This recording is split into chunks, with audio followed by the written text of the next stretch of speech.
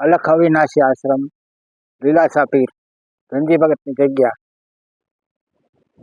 માલપર.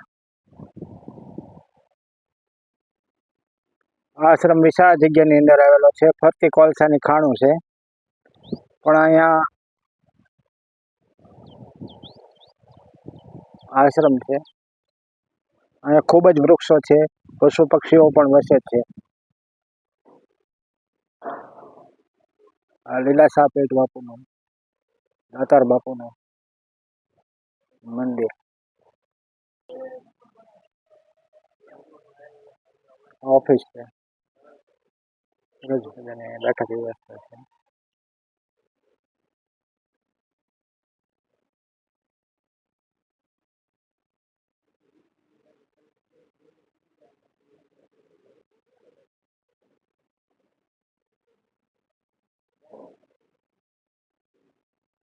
જય દાતાર.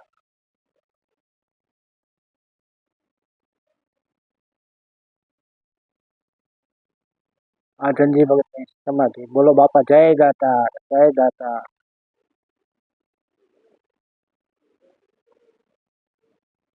બોલો બાપા જય દાતાર, જય દાતાર. સેવામાં સહકારની જરૂર છે.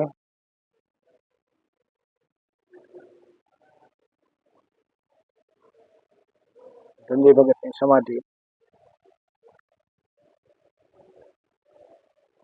સમાધિ સ્થાન છે.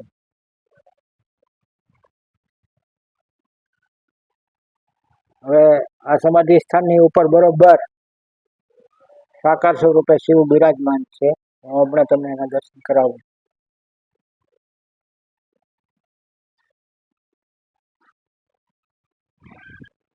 અહીંયા સાકાર સ્વરૂપે શિવ બિરાજમાન છે.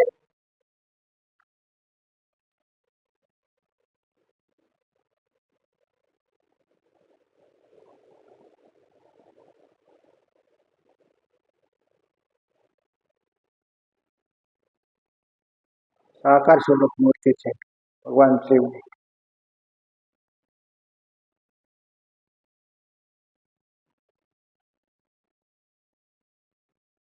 અહીંયા અસંખ્ય વૃક્ષો આવેલા છે.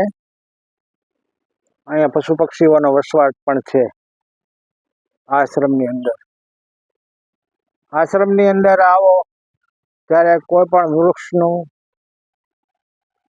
વૃક્ષને નુકસાન ન થાય અને એનું ખાસ ધ્યાન રાખવું. કોઈ પણ જાતનો નશો કરીને અહીંયા આવવાની સખત મનાય છે આશ્રમની અંદર. અને આ આશ્રમની અંદર સ્વયંસેવકો દ્વારા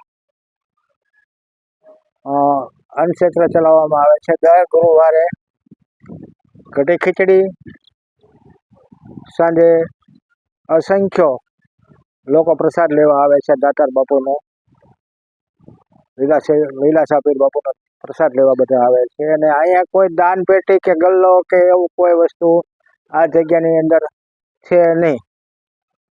આ જગ્યાની અંદર દાન પેટી નથી. એ એક બહુ મહત્વની વસ્તુ છે. બાકી બધું દાન પેટી ઉપર જ હાલતું હોય અમુક જગ્યાઓની અંદર, પણ અહીંયા એવી વસ્તુ નથી.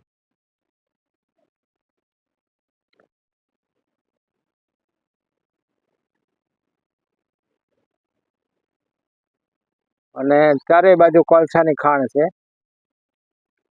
વચમાં એક નાના એવા રસ્તા ઉપર થઈને અવાય છે આ જગ્યાની અંદર.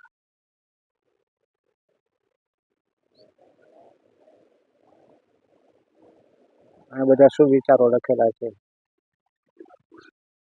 બોલો જય દાતાર, જય દાતાર, જય દાતાર.